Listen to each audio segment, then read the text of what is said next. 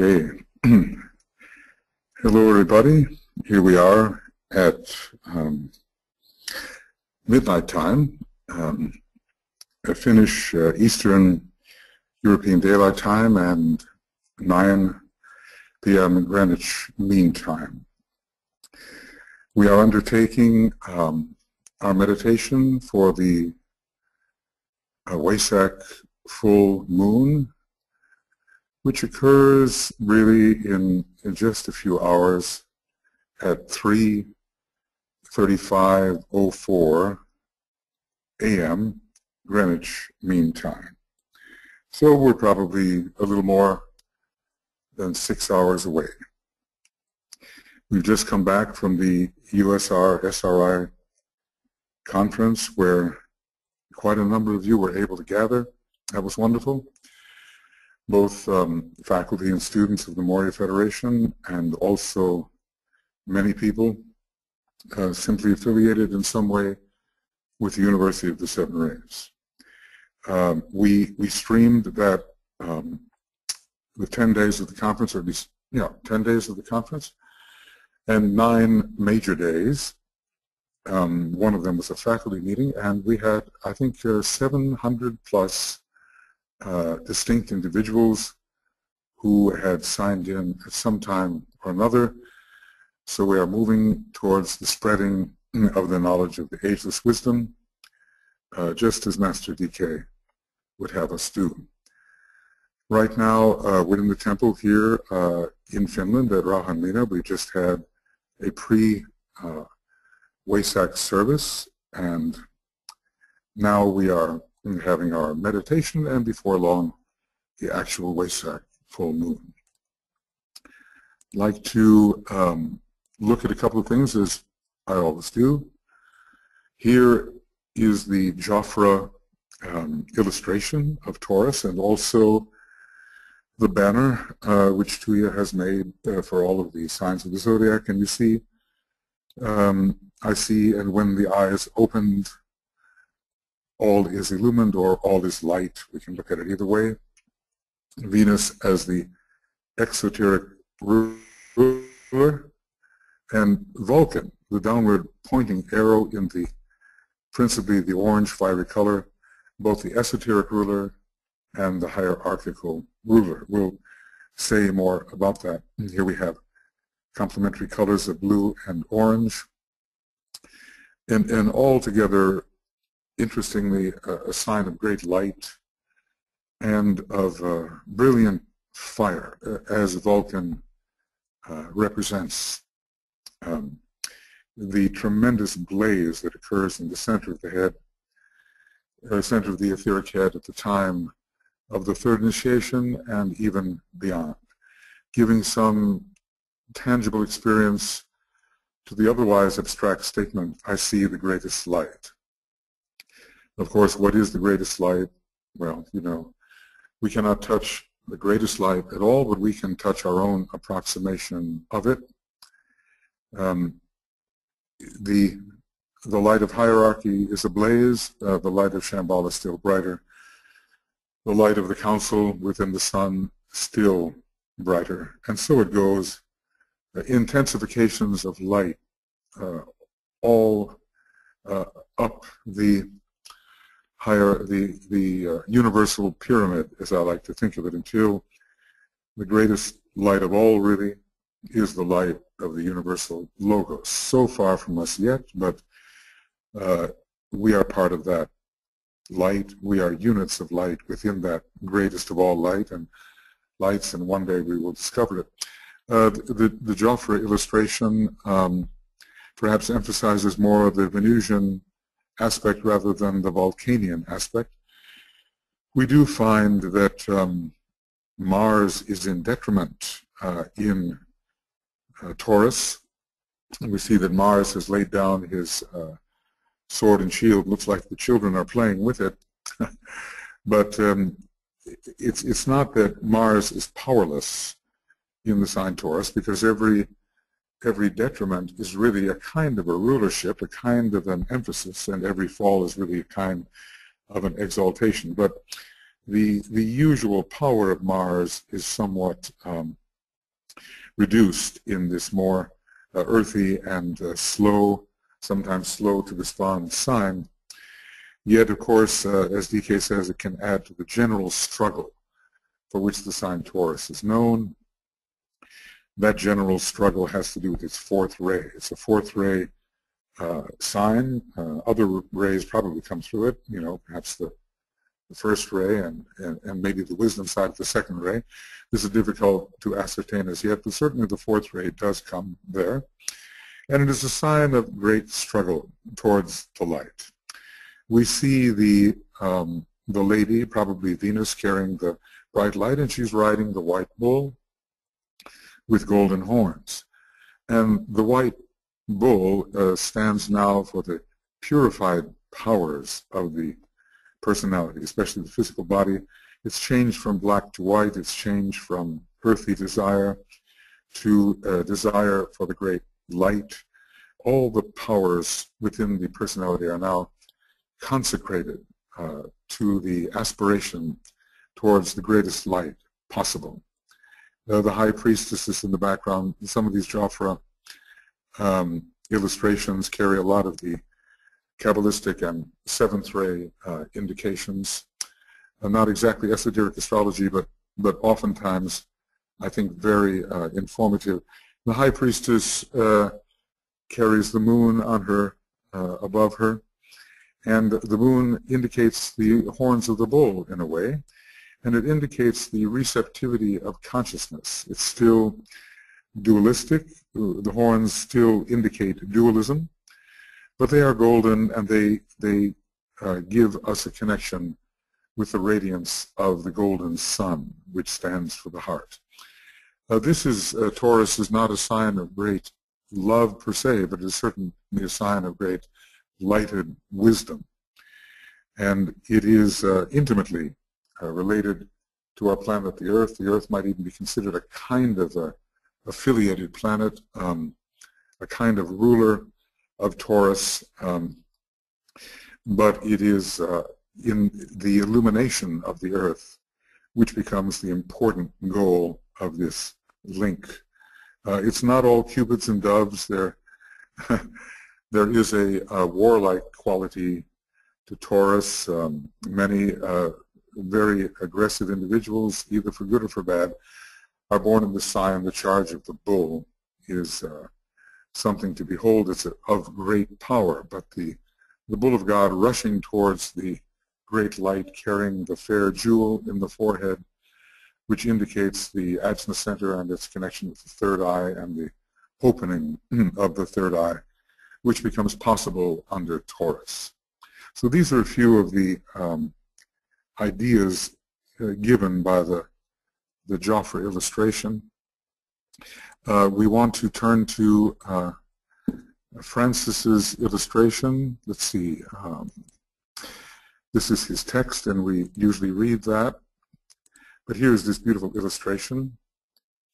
He'll tell us about it. This is given in the Wesak Valley as if it were at night, and there is the amazingly geometrical configuration surrounding the Buddha. This is the corner from which the Buddha is said to appear over the great rock. I'll actually show you a picture of that because we were there 12 years ago, the Wesak, and it is as the Tibetan describes. Whether the geometrical configurations made by the masters and initiates takes place below the rock or on the rock, which is of sizable size, will be something that has to be discussed. The way Leadbeater did it, he seemed to reverse the whole thing, and it is as if the Buddha is coming from the south, from India over the Himalayas, but this is not as the Tibetan describes it. Let us go back and forth here with Francis Donald's image. He says, once a year, this is a quote, once a year at the Vaisakha or Wesak Valley, the Lord Buddha, sanctioned by the Lord of the world, carries to the assembled humanity a dual stream of force, that emanating from the silent watcher, supplemented by the more focalized energy of the Lord of the world. this dual energy he pours out in blessing over the people gathered at the ceremony in the Himalayas, and from them in turn it flows out to all peoples and tongues and races. From Initiation Human and Solar, page 105. And it should be also noted, I think, that the blessing is upon hierarchy as well, and the Christ invokes that blessing for the charging, for the stimulation, for the empowerment of the hierarchy as well. Because the Buddha is now, we are led to understand, a resident of Shambhala, and it is a great sacrifice that he journeys forth from that point of tension that we call Shambhala into a lower point of tension where he can reach directly the hierarchy and the faithful who are assembled. And indeed, many people from all over Tibet and surrounding areas do come to that Wesak ceremony. Whether this occurs in the tropical zodiac or the sidereal zodiac is much to be discussed. Oftentimes, the date given for the Wesak ceremony has to do more with tropical Gemini and sidereal Taurus. However, it's quite clear from studying the Tibetan's Wesak messages that he dealt with his students of the time as if tropical Taurus were the time of the Wesak Festival, and that would be from April 21st until approximately May the 20th. So in celebrating this great festival at the time of the months of April and May, we are actually following what the Tibetan himself indicated. Based on Alice Bailey's description in her unfinished autobiography, there is a possibility that the Himalayan valley depicted in this month's image is the actual setting of the Wesak Festival. Therefore, visualizing this locale at the time of the Wesak full moon may help you psychically link to that great event. And I do agree with Francis here, and I do think very much that this valley, as he portrays it, and as we, well, let's take a look at it. Take a look here. This is not showing the whole valley. This is daylight. But this is the Great Rock. And it, you know, it's quite a climb up there, so it's really large. And there's plenty of room on top, if we look at it that way, for quite a number of members of the hierarchy to be assembled, probably etherically, is my guess. Probably many of the events there are etheric and not strictly speaking physical. It is my thought, though, that that the events probably take place on the rock itself, but there are different interpretations here, and I think we're dealing with a certain symbolism anyway. There is a peace pole that has been erected in front of this rock, and I guess many years now, and it conveys the great wish to forge the peace under Venus and Vulcan. So, continuing. Alice Bailey describes a large group of disciples, initiates, and masters pacing the outlines of the various sacred symbols, such as the cross, the circle with a point at the center, in accordance with his or her point in spiritual evolution. At the head of this gathering and at the foot of a large table rock in the eastern end of the valley stand three figures, of which one is the Christ. On that natural stone table is a large receptacle filled with water.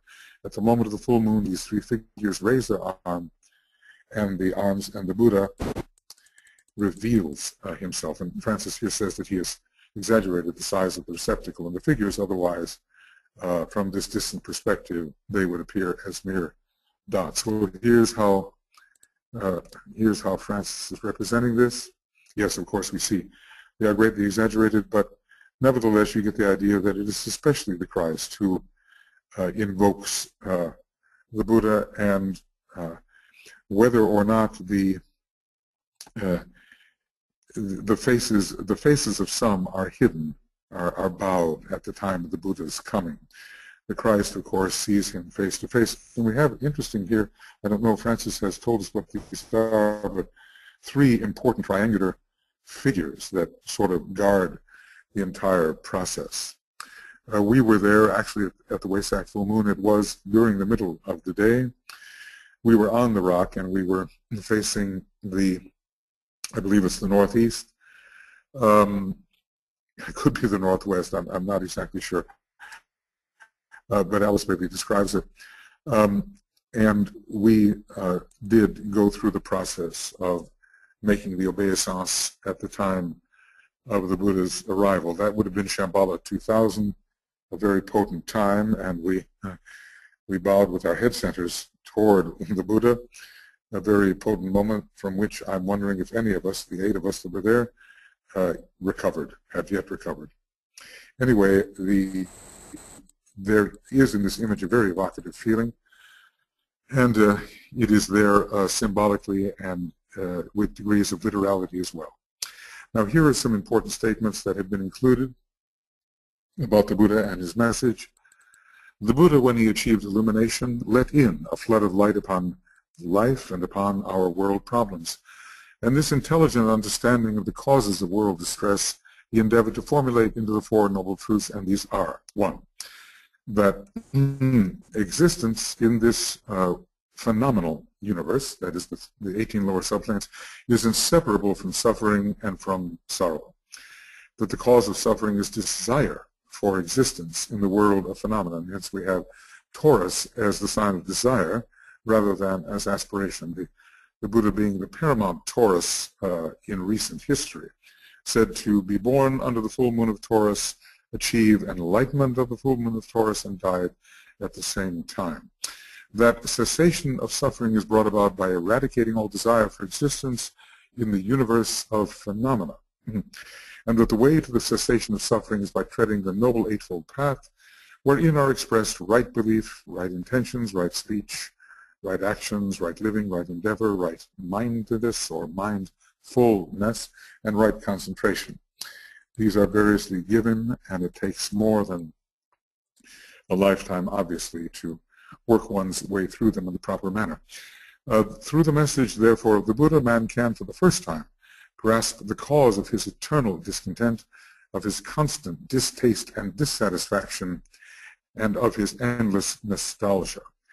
From the Buddha, he can learn that the way of release is to be found in detachment, dispassion, and discrimination. These are the first steps on the road to Christ. And this is from Bethlehem to Calvary. Well, many of us have studied these ideas, and the 3 or 4 or 5 Ds give us the method. Decentralization is another one of those Ds, important Ds. So it's interesting that the letter D is the 4th, having to do with the 4 lower vehicles from which a degree of detachment must be achieved. Okay, the Buddha embodies, he is the, oh, by the way, a little bit more about that enlightenment that the Buddha achieved. It's not the common enlightenment that we look towards. We call it the illumination of Satori, enlightenment at the 3rd degree, such as St. Paul experienced in the blinding light. It's a far higher illumination. It's kind of a double of that. It is a touching of the cosmic mental plane that the Buddha, being a 3rd ray monad, achieved at his 6th initiation. That enlightenment, that illumination, which was such a huge planetary event, was the Buddha's 6th initiation. And I believe he was overshadowing the Prince Siddhartha Gautama in the same manner that the Christ, achieving his 6th initiation, was overshadowing the Master Jesus. There's much to discuss about that, and I believe it's logical. The Buddha embodies the principle of light. He is the Lord of wisdom, which has the power to irradiate the minds of men. In that light, we shall see light. In the lesser light, we shall see the greater. Thus, he is known as the Illumined One. He has many names, including the Fully Awakened One. He and the Christ, who together form a triangle, the Sanat Kumara, had been since the Wesak Festival of 1900, impressing the theme of the New World religion upon humanity. The united potency of light and love, a perfected whole, which these 2 great avatars embody. Geometry has always played a potent role in the Wesak Festival. Indeed, you know, it is a great first ray festival, but it is a combination of the first and second ray. Shambhala is the foremost moment of the descent of the first ray upon humanity every year, but it is a mediated or moderated first ray coming through the second ray. And the Buddha himself, you know, was a potent combination of the second and first ray. He had the first ray personality, tells the Tibetan, he had the second ray soul on the wisdom side, and because his soul was on the wisdom side of the second ray, its sub-ray was the first. So we see even on the soul level, the combination of the second and first ray were available and expressed. The great second ray Lord is called the grand or great geometrician. So geometry plays a potent role in the Wesak Festival, for through the pacing of the interrelated geometric forms by those at the festival, that is the masters themselves, an act of white magic sanctioned by Sanat Kumara himself, the united blessings of the great ones, the hierarchy, is grounded on the physical plane, thus impressing humanity with the impulse of established right human relations. So thank you, Francis, for the beautiful image to which we will refer. And, you know, I had here as well, I wonder, no, that's not it. I had here as well your other image. There it is. Yes, magnificent image from last year as well, and we see the representation of it. It looks like the great electric fire is coming from above. It looks like the Buddha is being overshadowed by Sanat Kumara, that there's a kind of a crown on his head representing the many powers he has developed. And here are the geometrical formations, so to speak, at his feet. This is a more, in a way, abstract but very evocative image of the festival. Okay, friends, I think then with this kind of preamble, we are ready to get into the meditation, which is really a warm-up meditation in a way for the actual moment of the full moon that we will be celebrating together. And, you know, thousands and thousands are celebrating at this time. And during this 12-hour period, we are indeed in the day of safeguarding, of receiving and holding, 12 hours before, 12 hours afterwards. And in his time, and when he was working with his students, the Master DK said he would be very alert towards their thought and aspiration during the 12 hours preceding the actual full moon. So we can certainly act as if our thoughts ascend to the great ones, and especially here Master DK, who takes kind of a guardianship over the aspirants who have been inspired from his books. He is one who trains, as we know, aspirants for initiation, and that's for the first 3 initiations. So we are striving as individuals, we are striving as a group, and we are applying, as Master Morya said, fiery striving. The heights of aspiration are reached in the sign Taurus, and although this may not be a common thought, heights of dedicated aspiration towards the light are reached at this time in Taurus.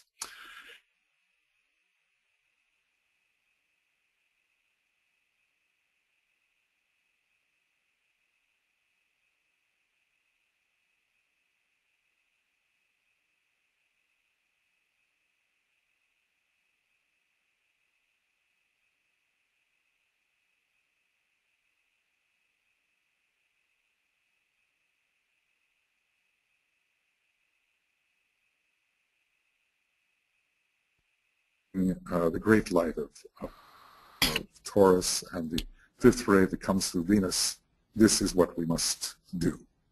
This is the time for us to achieve that lucidity. Okay, so let us then, we've been passing through the days of preparation, which involve all of them, detachment and renunciation, and then 3 days before, confidence. It's a physical attitude. aspiration, an emotional astral attitude, dedication, a mental attitude, and for the 3 days following, we register all we have touched under registration. We have a sense of expectancy which is related to the sentient vehicle, and finally a confirmed belief that all that has transpired really has transpired and it can be brought into manifestation. So here we are, spread all over the world, but we're coming together in soul. Our personal presence to each other makes not much difference. What does make a difference is that we be in the same chamber of consciousness in terms of our soul, in terms of our sentiency. So let us breathe regularly, rhythmically, allowing the breath to help bring our vehicles into a state of alert, poise, and tranquility.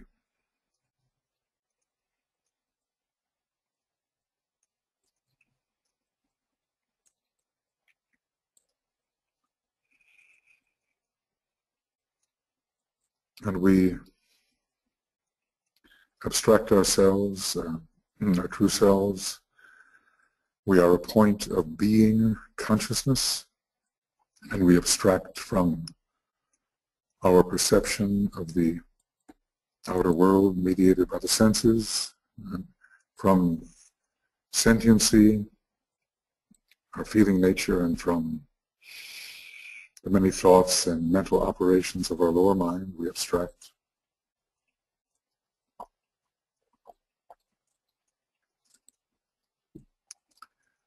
And realize ourselves to be the soul in incarnation, the observer, who finally, in fact, is the monad itself. We, the jiva, are an extension of the point of life, which is the monad. And we find ourselves in various fields and atmospheres, in various dimensions, but we observe them as the observer, the point of being consciousness.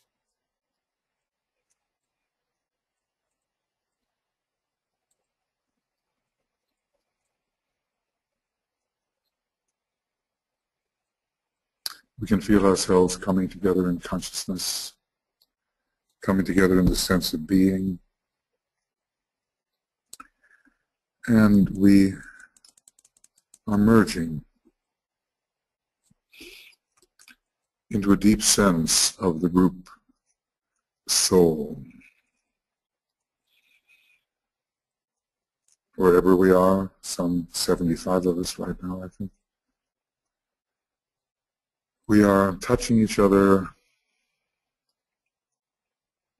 in sentiency, in consciousness, in soul.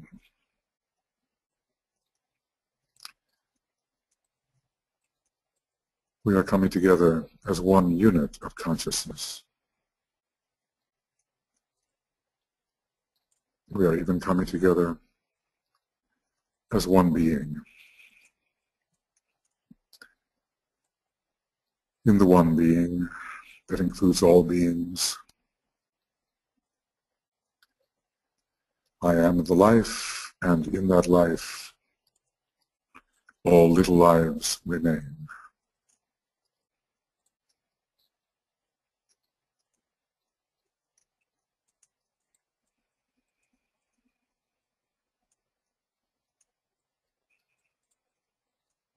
So space is overcome, omnipresence in one of its earlier phases is realized, and we are within each other's presence, extending that presence and that consciousness out to the men and women of goodwill the core of which is the new group of world servers, uniting with the many points of light around the globe.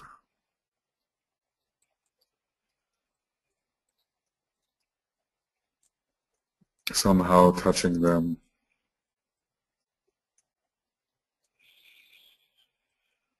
connected to them, at one with them, unified with them. And finally extending our sense of sentiency, our sense of the subtle touch, to embrace every human being as a soul on this planet, whether in the body or out of the body. Billions of us,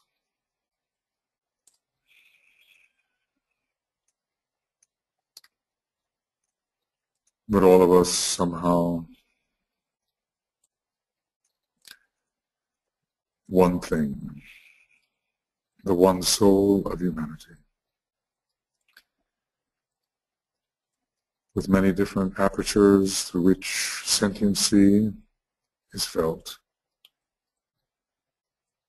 But there is one being behind and within the many beings, the one soul of humanity. And with that soul, we are one. This we will eventually realize. So it turns out, and if we could only really feel this and know this to be the fact, there is no my soul or thy soul, no unbridgeable ring past knots, but only one being, one soul. And as is said in the great second ray mantra, naught is but me.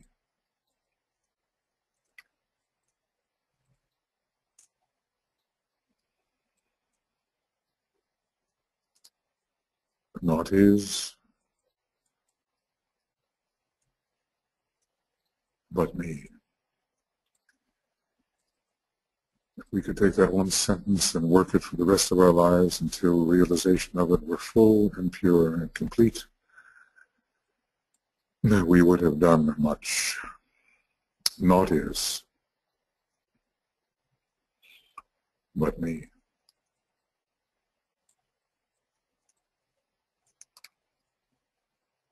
We are gathered in soul upon the mental plane, imagining a point of group mental tension, the group mental unit, the fusion of all the mental units of all participants. We gathered at a point of tension, mental tension to be illuminated by the soul and by higher energy fields. As the Tibetan said, we have to learn to hold several points of tension at the same time and have a consciousness which is aware on several levels at the same time, all held with clarity. So we want to strengthen that point of group mental tension, and we can do this via our soul ray, each of us feeding in a certain quality of energy into the group point of mental tension. The first ray soul is the will to initiate. Second ray, will to unify. Third ray, will to evolve, develop. Fourth ray, will to harmonize. Fifth ray, will to act. Sixth ray, will to cause. Seventh ray, will to expression. So the seven colors of will flow into the mental unit, making it a launching point for the group antikarana at a sufficient point of group mental tension.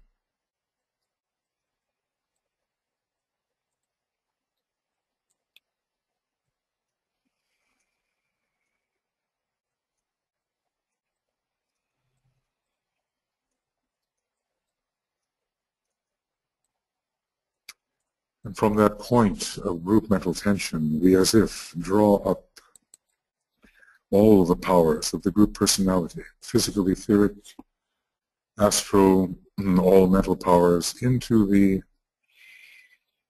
point of focus, of extreme focus, on the fourth subplane of the mental plane. And we feel our mental intensity reinforced by soul will.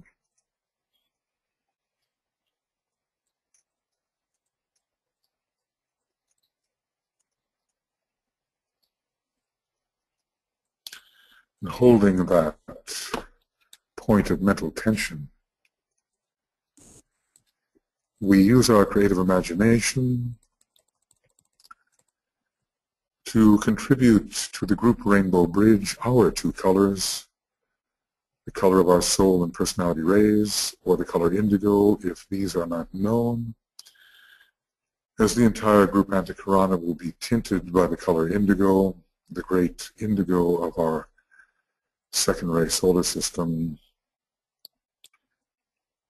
So we focus first on our own Antakarana, seeing it as if arising from the lower man, imagined forth in and through the tension we have generated, rising upward in the colors of red for the first ray, indigo for the second, green for the third, yellow for the fourth, orange for the fifth, silvery rose for the sixth, and violet for the seventh. Our two colors until we feel them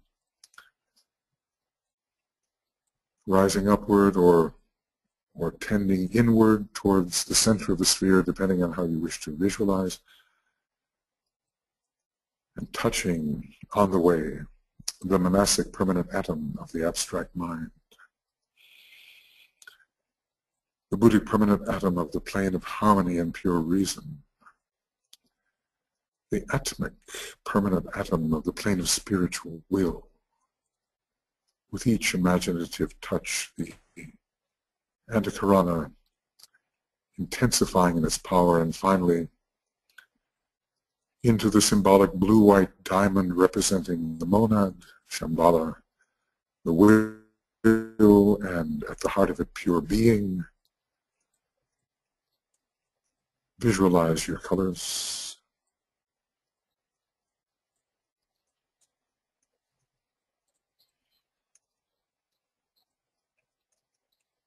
And intensify the group Antakarana through the intensification of your own colors, the higher aspects of the personality ray blended with the soul, color and ray, all merging cone-like in the blue-white diamond, or if you prefer at the center of the sphere, but merging,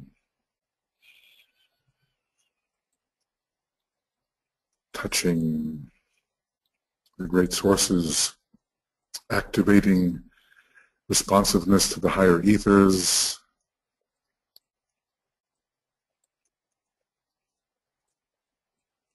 you can feel the energy growing.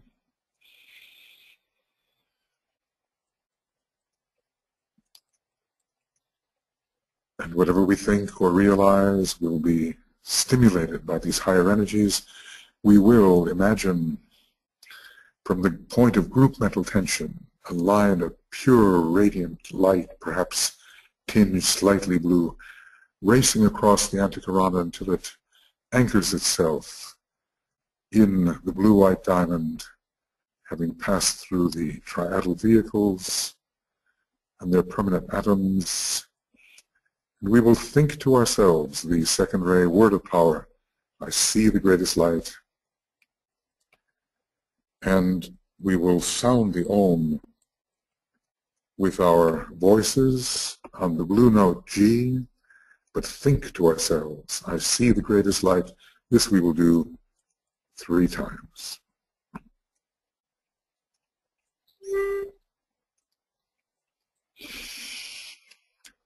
Oh.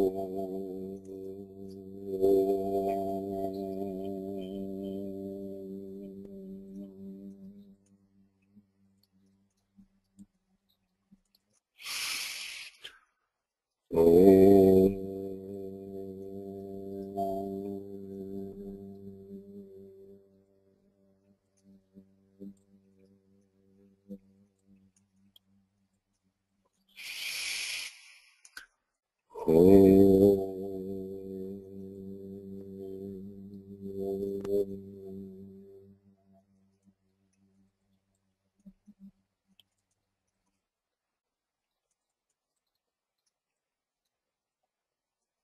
I see the greatest light.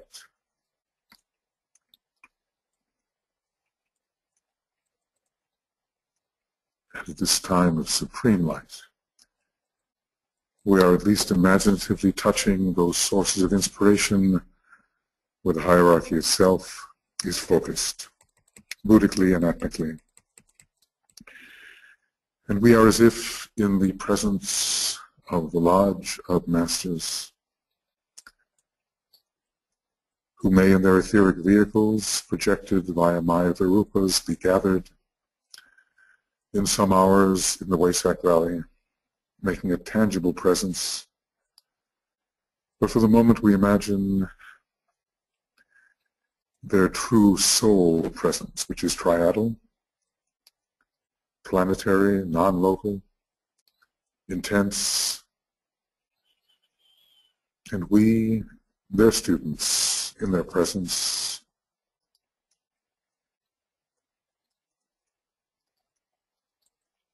offering ourselves as outposts of their consciousness,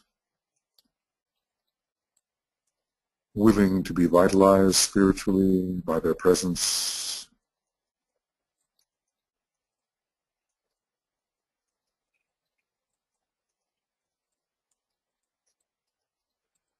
We offer them our salutations, which is an act of solidarity, of cooperation, of recognition of them for the high energy centers that they are, that they represent, along their ray line,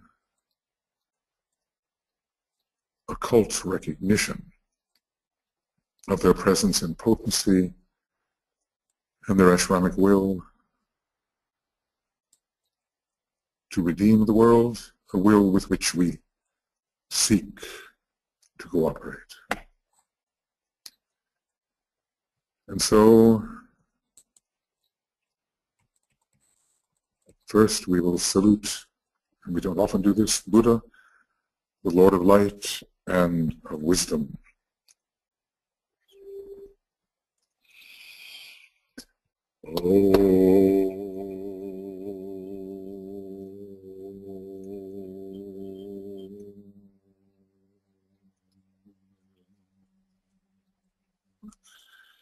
Salutations to the Buddha, the Lord of Light, the Lord of Wisdom.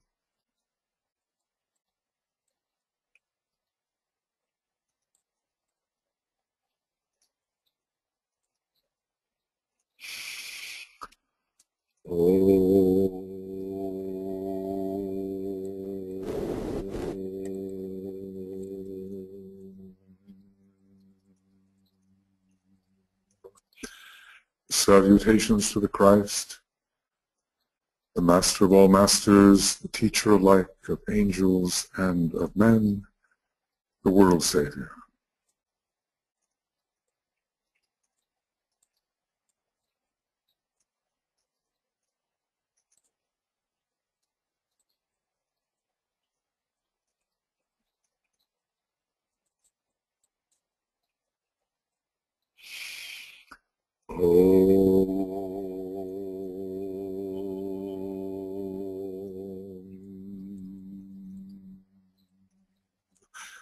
Salutations to the triangle of masters with whom we work most closely.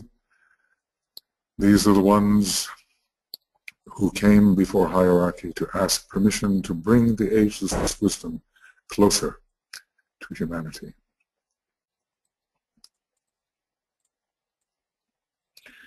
These are group salutations,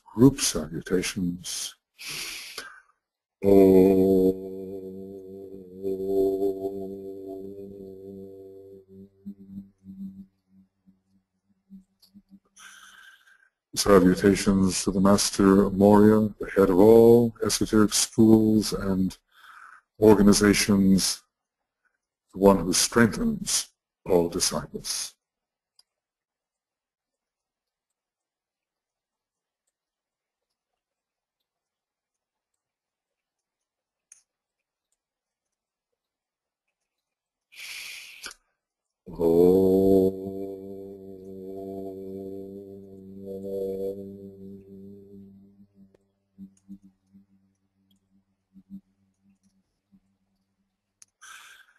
Salutations to the Master Kutumi, whose ashram is responsible for the major impulse of the reappearance of the Christ, the future Christ of the age of Capricorn.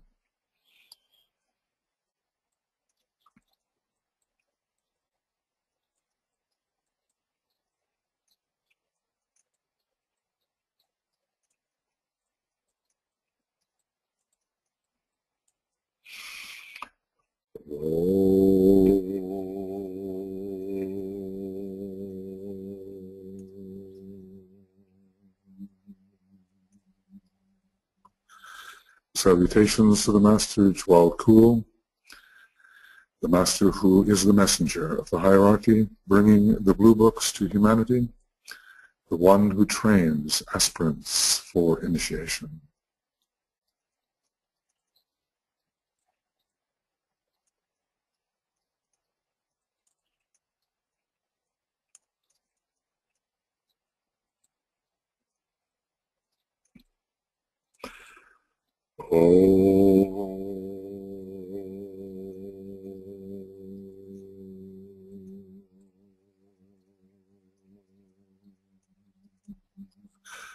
Salutations to your own Master as you conceive him to be or know him to be.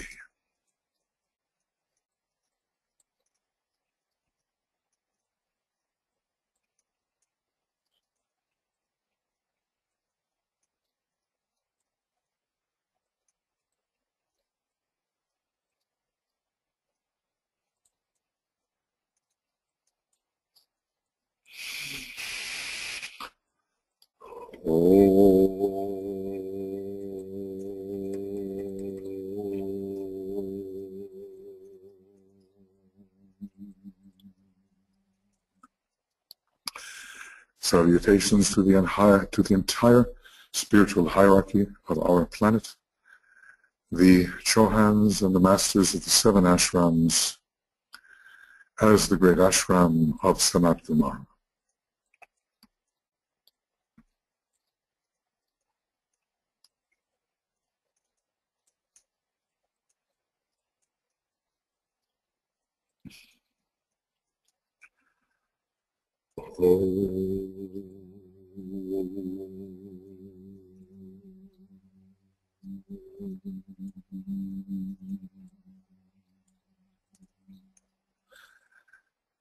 And using your creative imagination, raise your thought towards that greatest of all points of tension, for us at least, the bright center lying far ahead, the center where the will of God is known, and with deepest reverence and in all humility,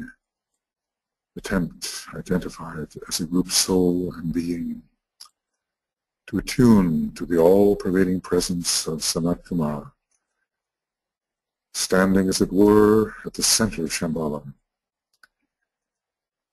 And when you have thus attuned, sound a long and silent inner Om, feeling the group imbued with his energy.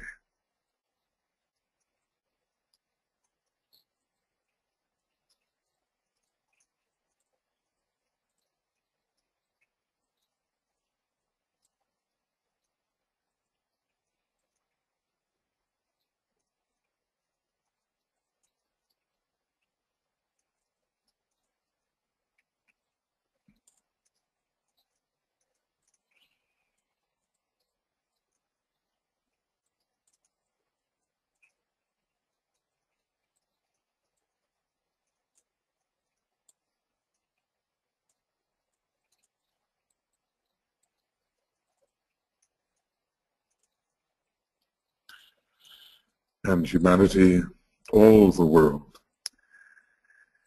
imbued with his energy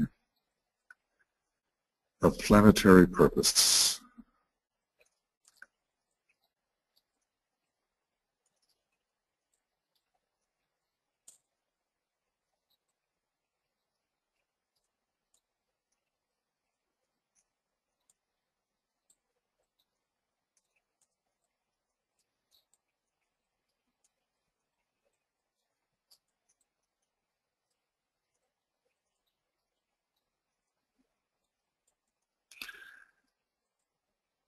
And this is the alignment in which we work.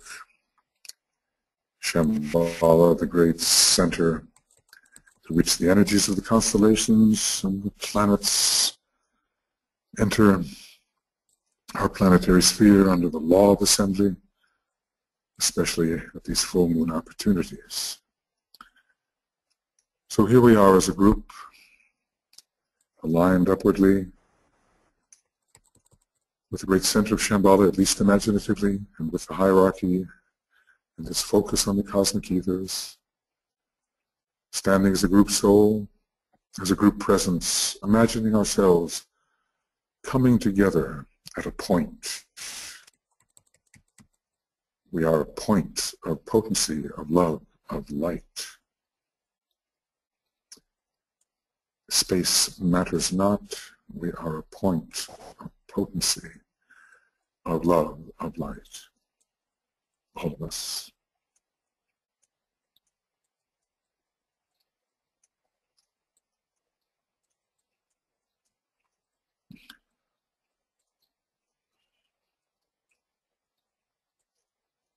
And the familiar golden path stretches out before us toward the indigo sphere, the indigo sun, where the consciousness of our guide, Master DK, will be found ready to blend and merge with ours as we begin our upward ascent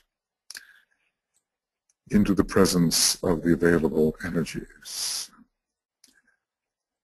So here we are, a point of light, of love, of power, upon the golden path,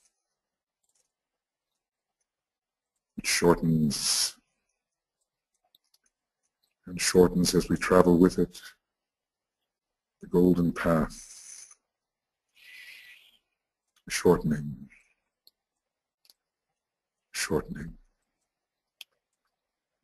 and merging and absorbed in the indigo sphere, we together within the indigo sphere,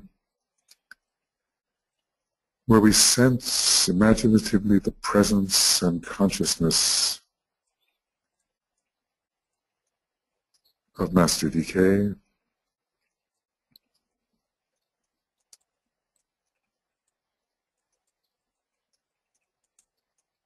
offering ourselves as a group as an outpost of his consciousness, that it may pervade and substand and infuse our own, so that as we encounter these higher energies, they may make a deeper impact upon us, and we may achieve as a group a deeper understanding.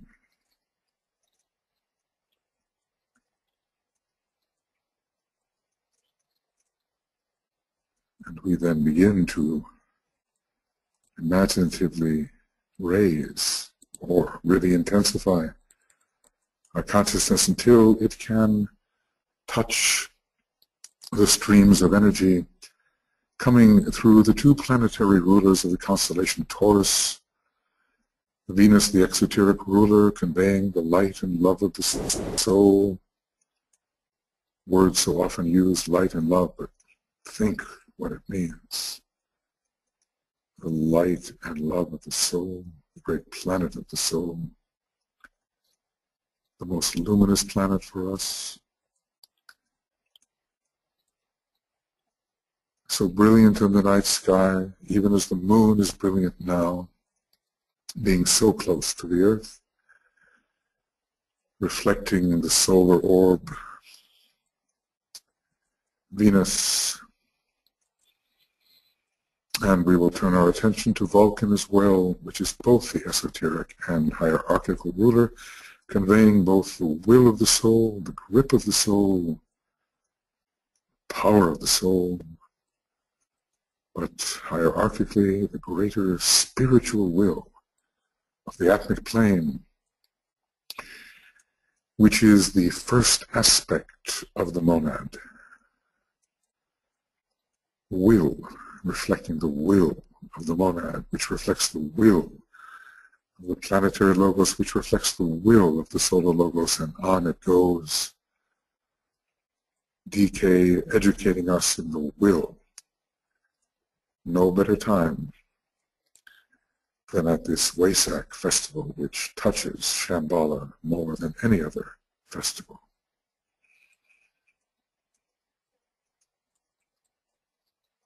So, as if with Master DK's consciousness infused in our own, we will ponder then on the power of Venus in relation to Taurus,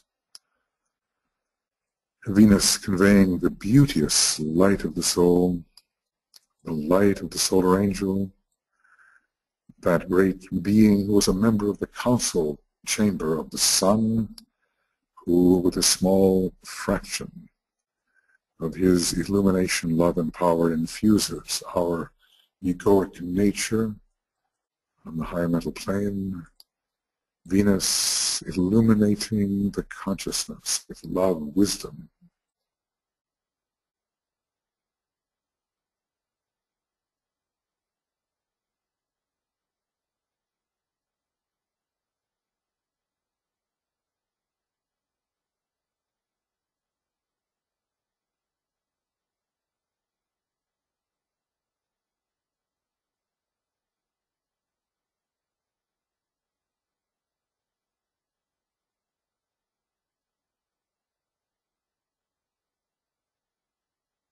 what for us is a portion of the greatest light, at least the light sublime, the light supernal, found at the transfiguration on the mountain top, as we truly focus our attention within the soul, within the ego, on the higher mental plane.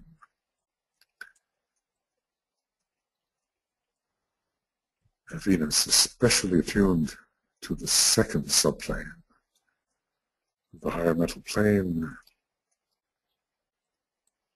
whereon our causal body, the causal body of meditators like ourselves, should now be found. Venus.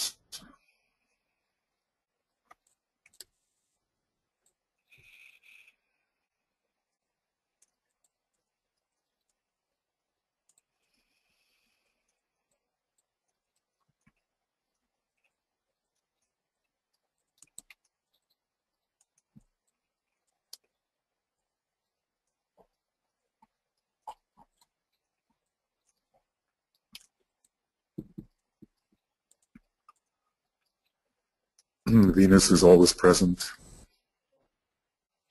infusing the earth, teaching the earth, uplifting the earth. Even as our soul infuses, teaches, and uplifts the lower human being,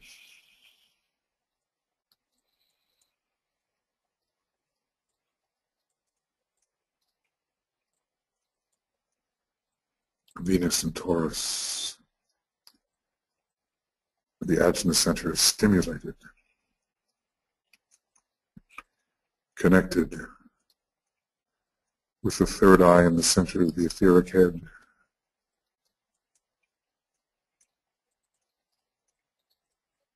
providing the vehicle of light and love for the divine will, implicate within the Venusian field.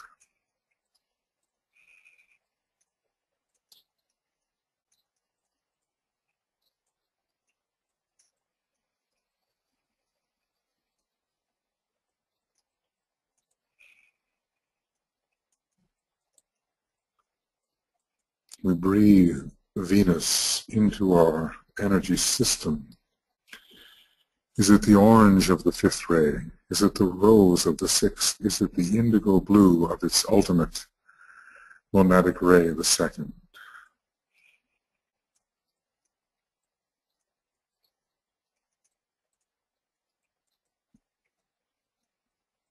It will give us the power to live consciously as a soul, making our nature love.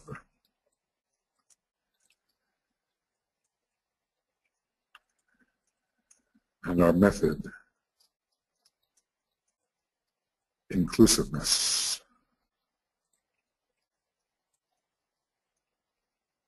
The Venus of which Christ is the great representative, Venus, the student of Sirius,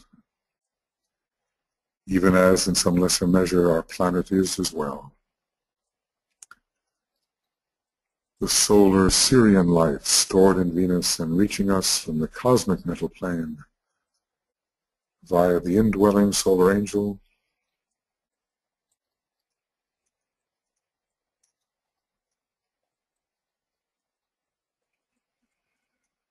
substanding, pouring through the group,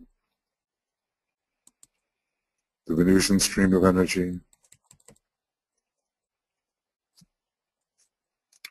flooding our group, flooding our groups, the new group of world servers, the men and women of goodwill, eventually all of humanity. Where are we as a group most in need of the Venusian qualities? Let us see them within the group, helping the group, civilizing the group, bringing soul magnetism into the group.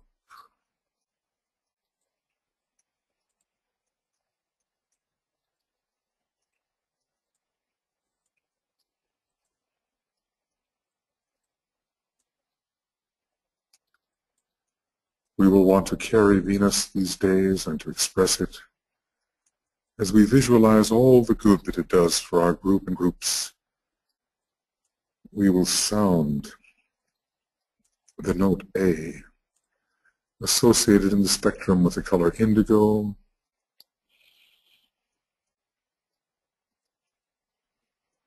and then the G,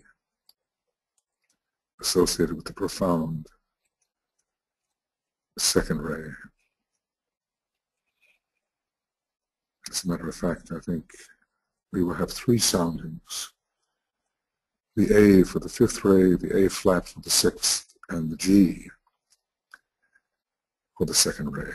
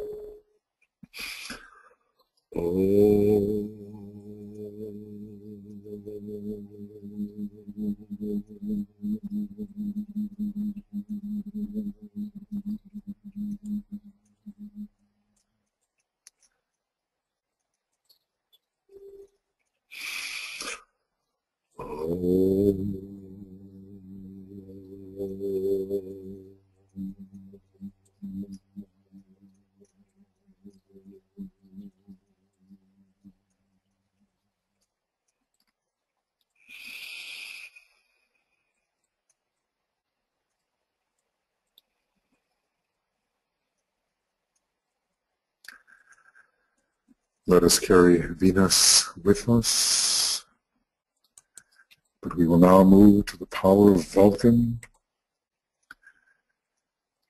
a still invisible planet, though a dense planet, the Tibetan tells us, to be discovered when finally humanity develops enough spiritual will to stand for the higher principles. In terms of the need, this standing is imminent. So Vulcan, the downward pointing arrow, conceived in orangey red, the will of the soul to grip the personality and bend that personality to its will, the will of the soul, the grip, the molding power of Vulcan to compel obedience to the spiritual will as it is mediated through the sacrifice petals, through the jewel and the lotus, from the atmic plane and from higher sources still, the pressure of the soul, the downward irresistible pressure, unlike the magnetism of Venus, compelling in the disciple within the personality to obey, spiritual obedience, forging the links, the bonds between soul and personality, inseparable. The pressure of all jewels within all chakras upon the surrounding area of the body, the pressure of the center,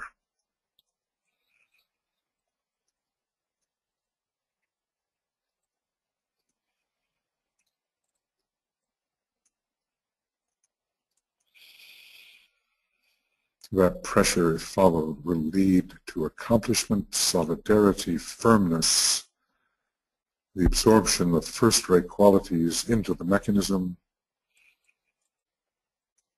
and the revelation of the light of matter long concealed, the dark light of matter flaming into blinding brilliance under the pressure of Vulcan.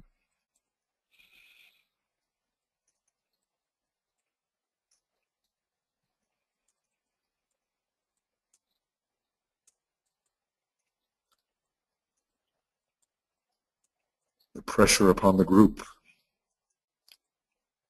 to obey the will of the soul and to sacrifice accordingly, setting all things aside so that the higher will may be accomplished. Rare to find, but necessary.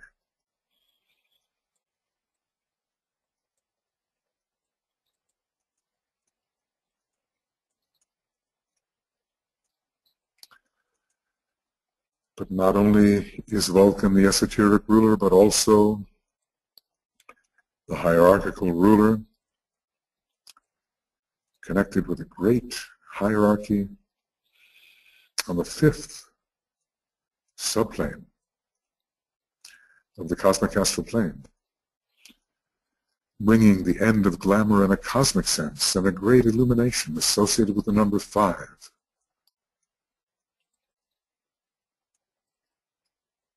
A great light through Vulcan as desire gives place to will. So at least from the atmic plane, which we can somewhat imagine, it is the spiritual will descending,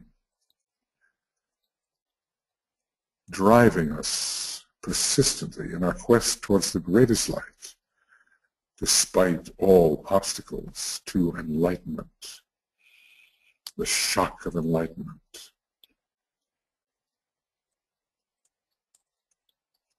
The Zen master carries his staff.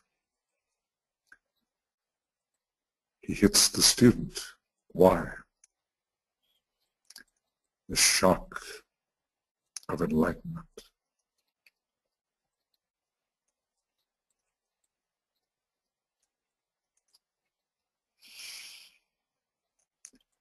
The shock of the blinding will.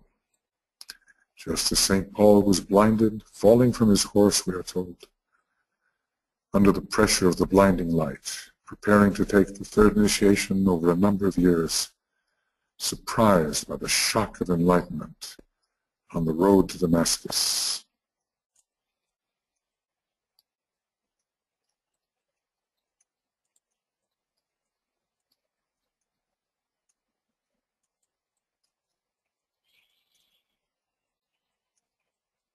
From the Atmic plane, whereon the masters can focus their consciousness, the spiritual will descends. Through the jewel in the lotus, through the sacrificed petals, through the jewel in the highest head center which is associated with the Atmic plane, the pressure of the light,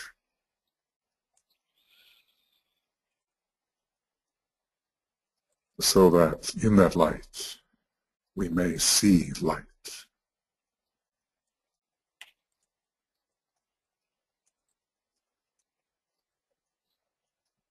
And that uncompromising pressure must enter the group.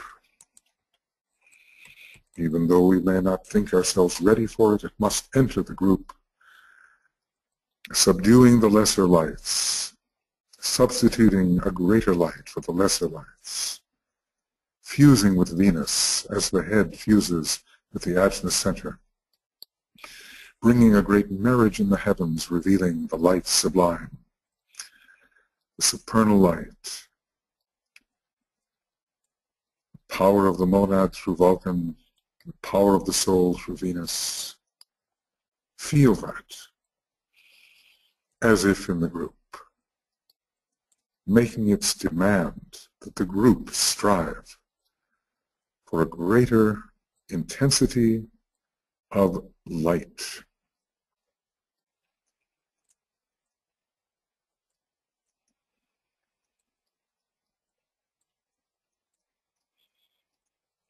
The great invocation is said to be an ancient mantra for will and light, a word of power, will and light. This is what we get with these two planets, with love suffusing the whole at this brightest time of the year, the unfettered light of Shambhala, love of the soul, conquering of the lower human being.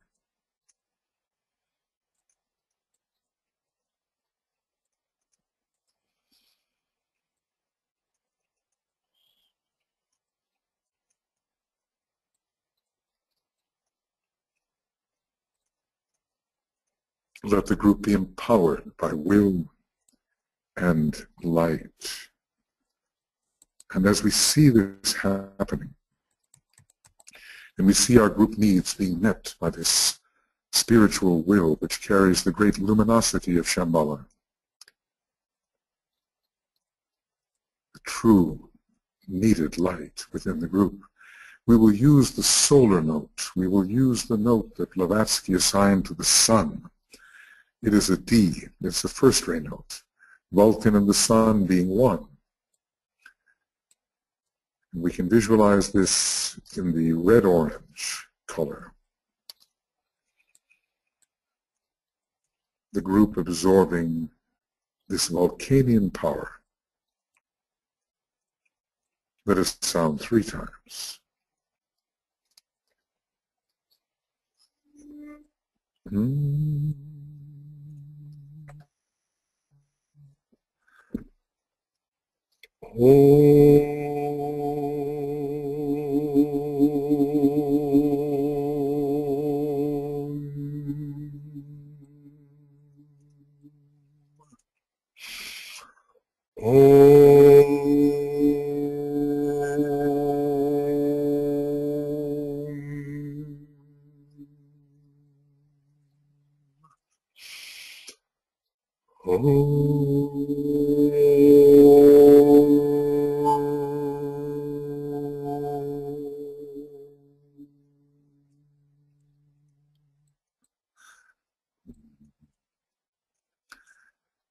Venus and Vulcan, luminous, Ajna and head united, all jewels united.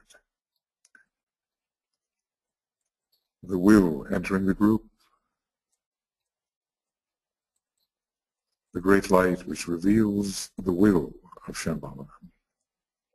to the group, and only to the group, really. The lower individual cannot approach this. The group must approach.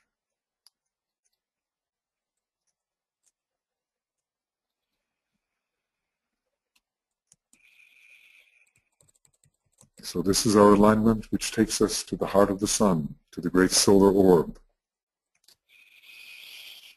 to the God of love, wisdom, underlying all that transpires within his sphere, his solar system and his vehicles, the second ray, personality, the second ray, soul, probably the fourth ray monad yielding to a second ray monad eventually of our solar logos at this time, 2, 2, 2. The great love, wisdom, immersed in a greater indigo.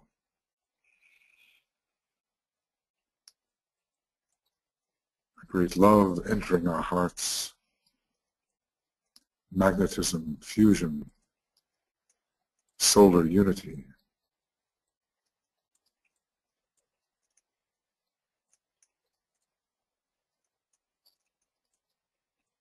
And certainly in our solar system, our solar logos is the source for us of the greatest light. One day to see the greatest light of the solar logos.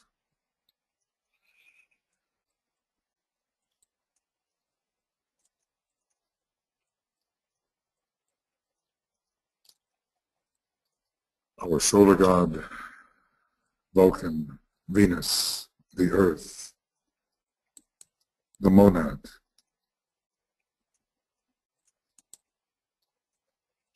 the soul, the disciple.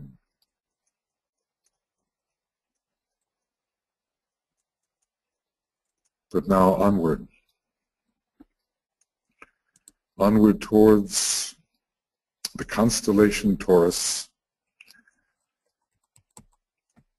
prominent at this time of the Venus transit across the sun. The sun, as it were, within the horns of the bull, and Venus transiting it across the face of the sun. The constellation Taurus. It's a powerful star Aldebaran, the eye of the bull, and behind it, the very center of the entire cosmos system in which we live, the Pleiades, aligned at this time with respect to our solar system, aligned with Taurus. And we see then in Taurus, we imagine the penetrating light of the path. This is a beam of light streaming forth from a point in Aries and revealing the area of light control. Control, Vulcan. Control by the light. Penetrating what?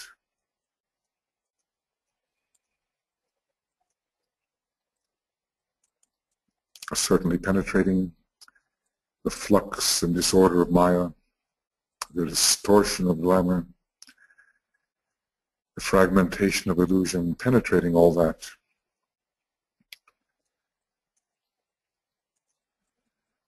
Penetrating eventually the disk of golden light, which the angel of the presence puts forth, penetrating beyond and into the triadal sphere, penetrating eventually into the area of the monad which reveals microcosmically the greatest light, the penetrating light of the path.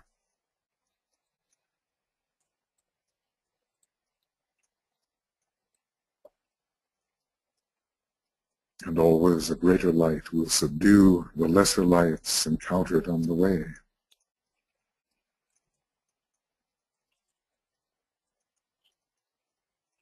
To tread the path is not casual. It requires the will. The will to penetrate through every barrier we encounter.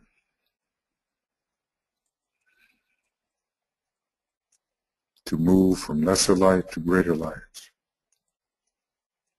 Penetration as an active intensification of the point of tension.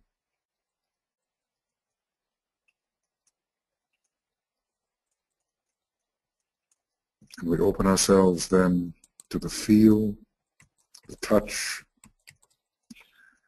of the energy quality of the constellation Taurus mediated to us through the sign Taurus, attempting to realize its profound relationship to the fourth ray of harmony through conflict, the great struggle towards the light, reaching us via Venus and Vulcan, merging with the first and the fifth rays of Venus and Vulcan.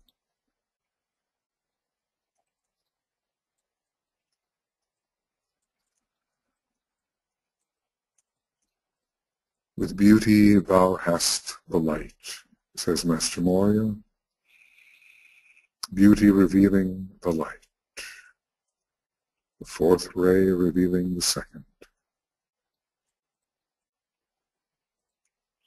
And we are entering a lighted time of the new Renaissance. We are told, if all goes well, we do not succumb to the darkness of Taurus. If all goes well, entering into the light of beauty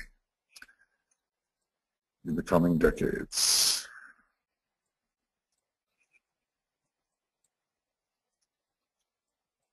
And finally, to realize how the forces of enlightenment are released at this time, bringing to us some measure of revelation of the purpose and the plan of our planetary logos, which can and will illumine human consciousness. Not the full plan, not the full purpose. These are the prerogatives of the masters and those even higher, but some measure of realization of the plan for humanity, reinforced by the divine purpose of the planetary logos, the forces of enlightenment now available.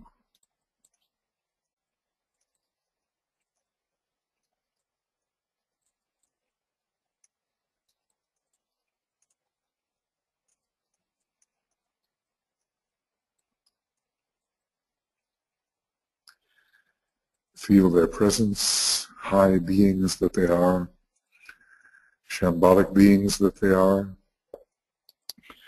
Feel them penetrating the ethers of our nature,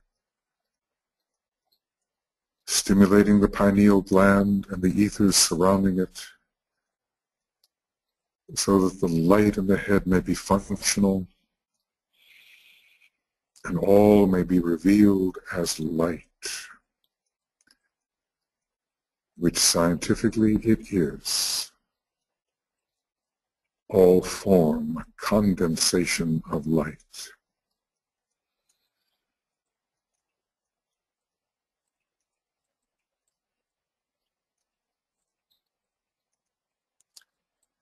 We are in the intensifying light, ever brighter,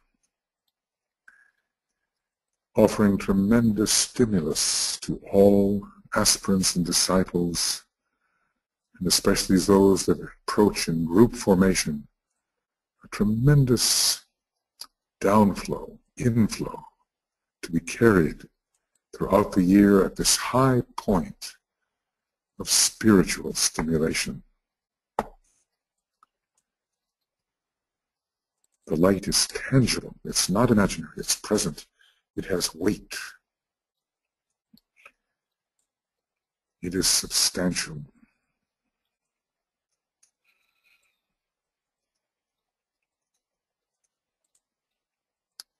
Spending these days in the light, as the light, identifying with Hermes, with Buddha, with Christ, as they all said, identifying as light, I am the light of the world.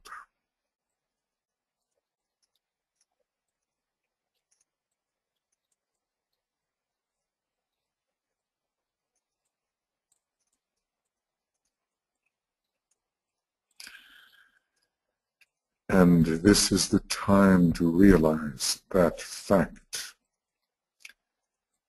at this high point of spiritual stimulation during the zodiacal year.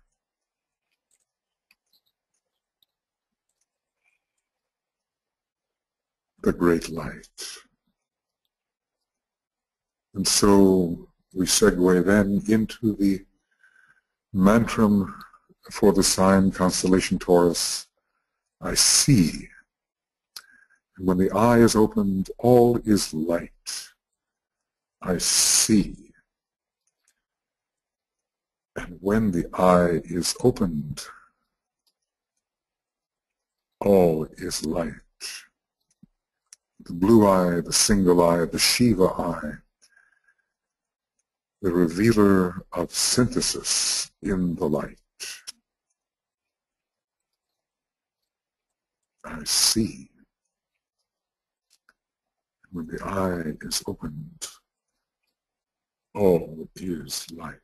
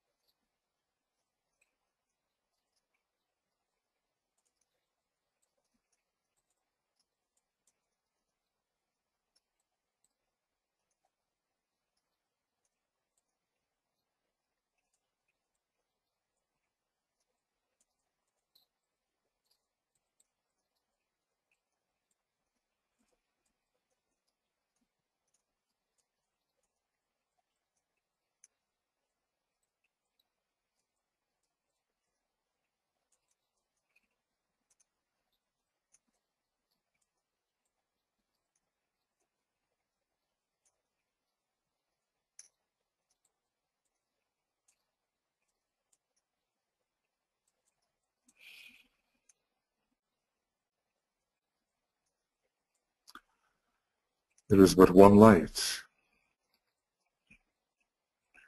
the all-pervading substantial light,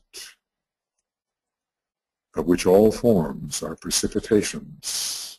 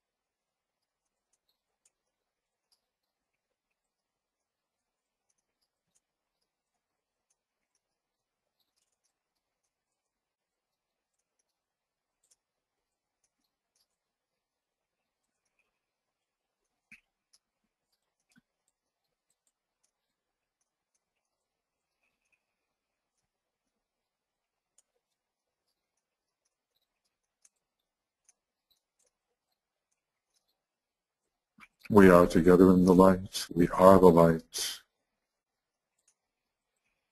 All that we call form, dense or subtle, is of the light.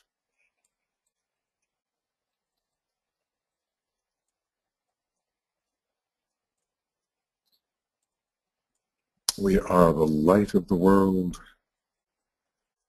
We are the form in which all forms are merged.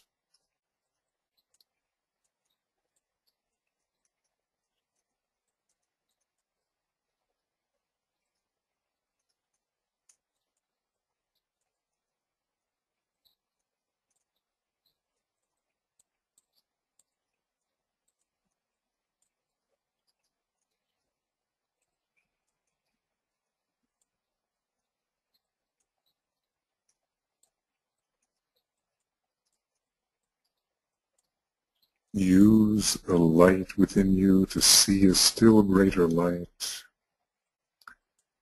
In that light we shall see light.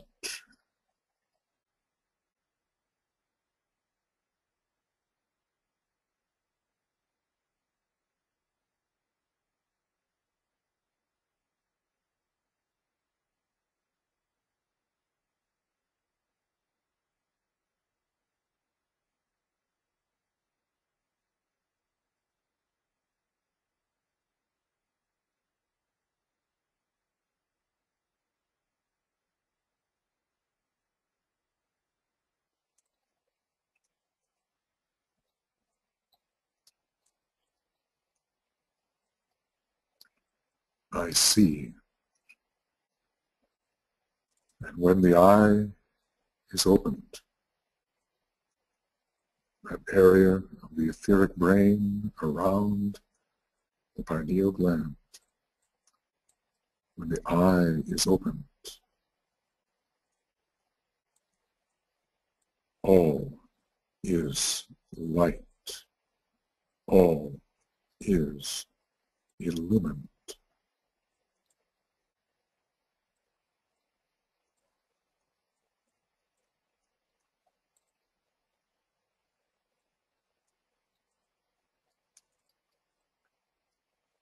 Down from the blue-white diamond, all the way to the permanent atoms, to the jewel in the lotus, anchoring in the jewel in the head and descending into the center of the head. The luminosity comes, and we share it together.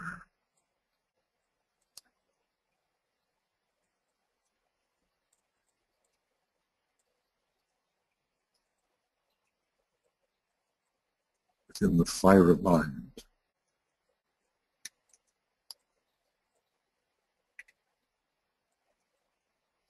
within the head's clear light,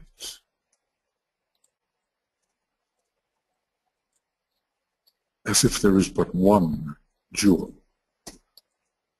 in the head centers of us all, and that jewel is bright with the descent of monadic, atmic, egoic light.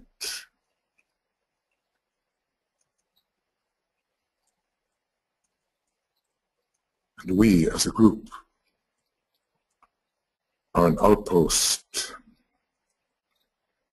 of the unfettered enlightenment of Shambhala.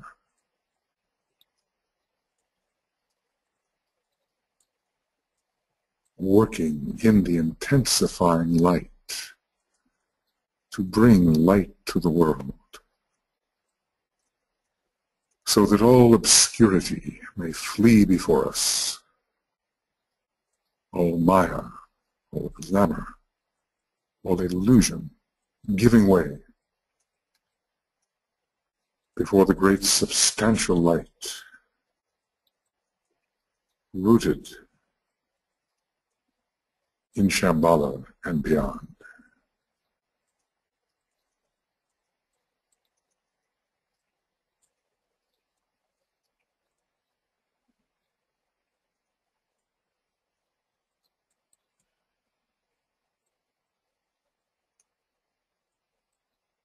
I see.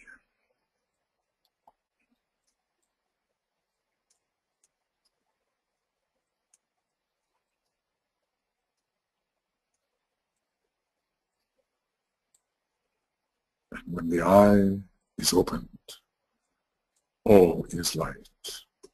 Every form we see dissolves as light.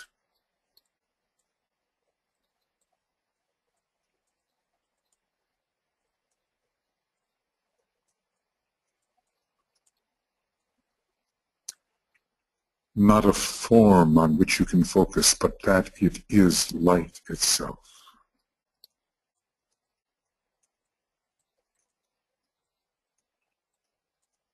those you know, places you go, all objects of nature, capable of dissolving into the one light.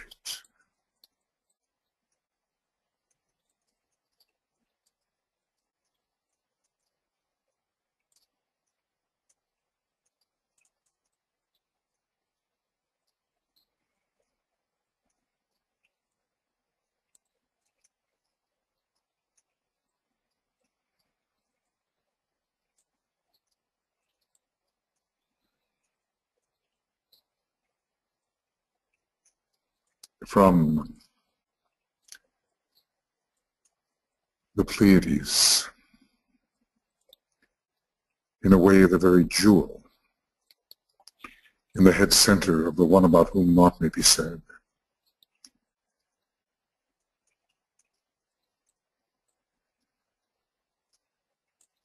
Through the little bear, considered as the ajna center of the great deity, entering through Taurus, the sign of great light, the constellation of great light, and through our solar god, touching his monadic and soul nature, the central spiritual sun, the heart of the sun, through Vulcan, through Venus, through Shambhala of the earth, through the monad, through the soul, anchoring in all the jewels of all the chakras, but especially of the ajna and the head center, and making a triangle with the center within the head, the etheric center. The great light descends. For us, the greatest light.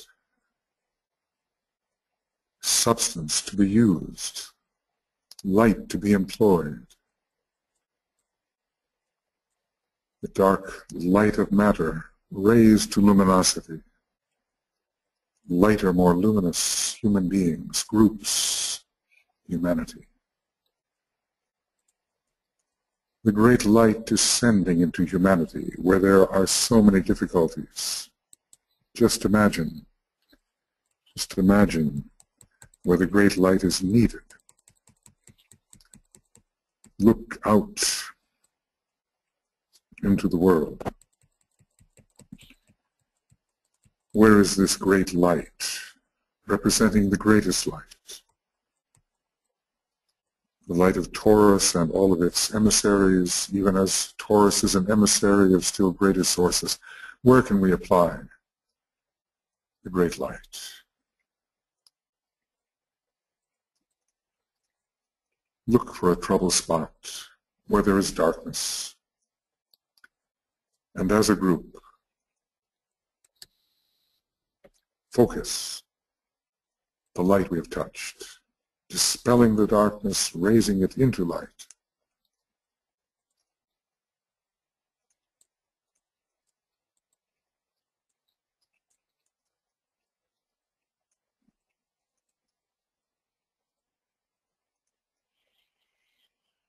How well we should see now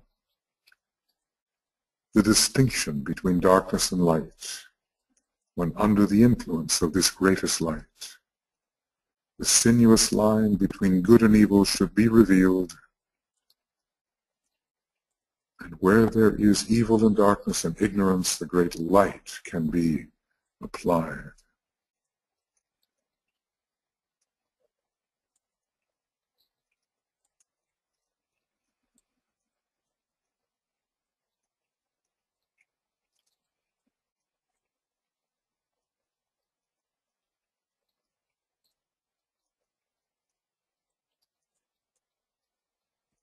And the forces of enlightenment can pour in at this time. Education, instead of weaponry, this is what the Tibetan demanded. If humanity would be saved, education. Billions and billions into enlightenment, education, serving the light.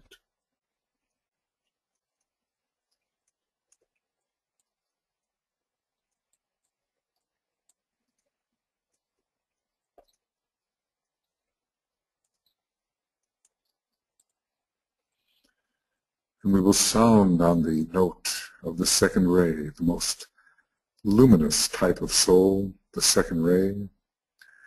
We will sound the Om, pouring the forces of enlightenment into where they are most needed upon the earth. 3 times.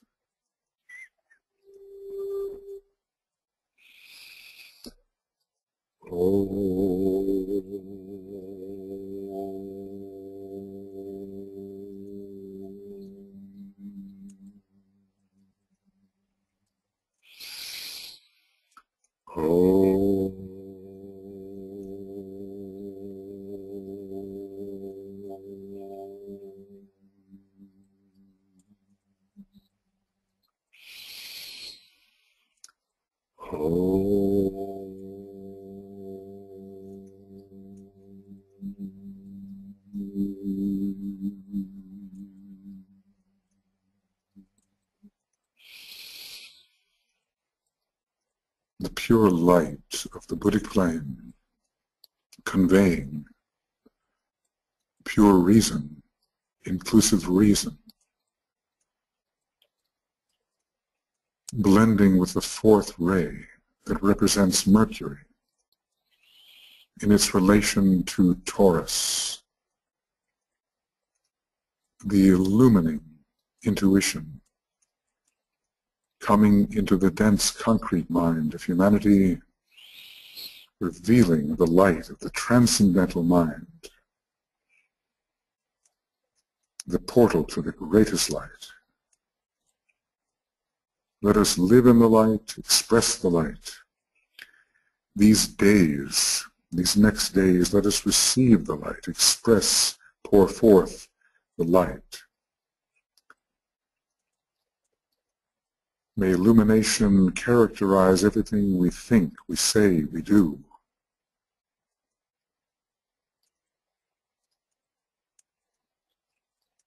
The strength of the group is ours. The light of the ashrams are ours.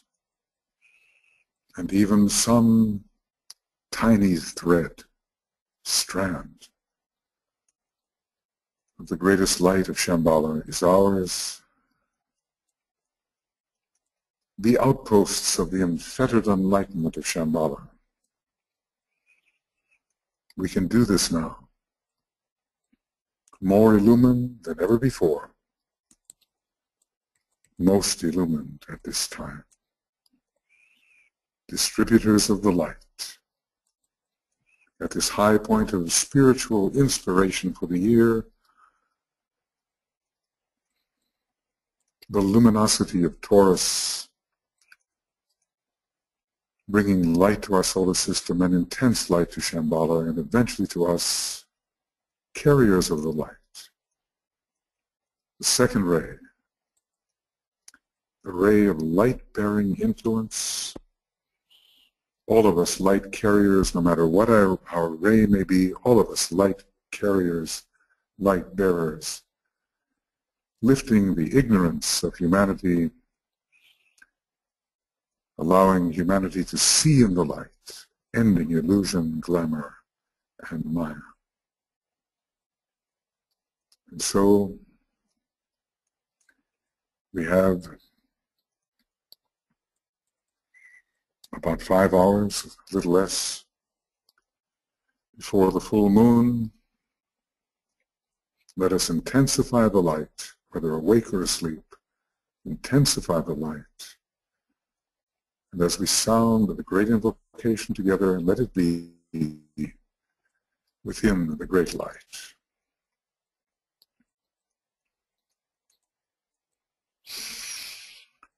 From the point of light within the mind of God, let light stream forth into the minds of men.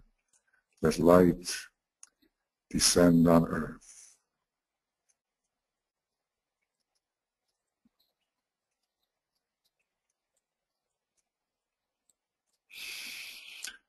From the point of love within the heart of God, let love stream forth into the hearts of men. may Christ return to earth.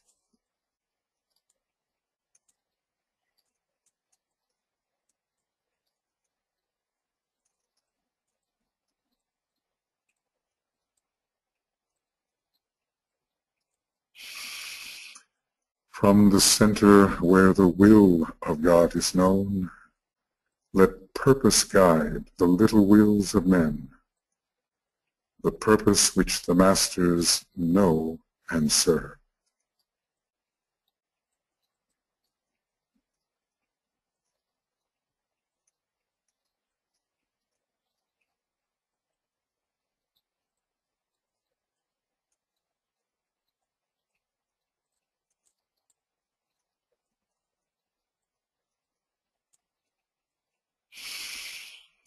From the center which we call the race of men, let the plan of love and light work out, and may it seal the door where evil dwells.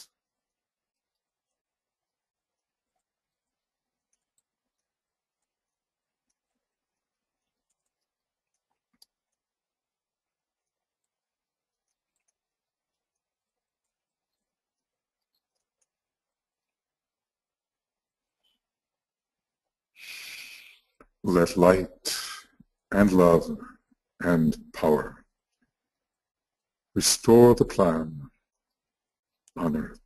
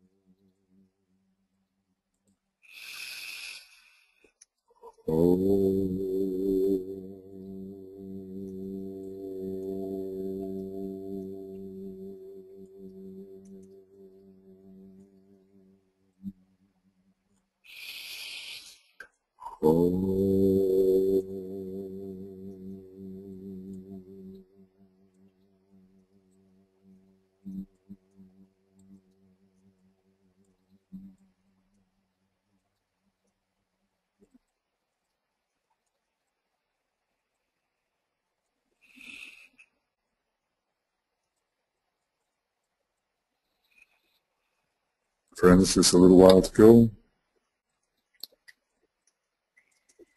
About 4 hours and 40 minutes before our actual full moon. I want to thank everybody that has been here with us. I know it's late for some, especially here in Europe, but you'll be getting up early, won't you, shortly. So the only approach now is to simply intensify the alignment so that when the actual full moon comes in our 8 minutes of silence, the Buddha being the guardian, Mercury is Mercury, the guardian of the 8th gate, which is Scorpio. We will be ready to receive the maximum intensification of the descending energy as we can, and to distribute it individually and in group form over the next days and really over the next years. Years is good, but this year for sure. So we will sign off now on our webinar, and hopefully, well, there's not much time, but make this meditation available to you once it's converted and ready, and we'll send it out to you. And you can use it as you wish and over the next several days as we seek to identify with the available energies and to distribute them. So,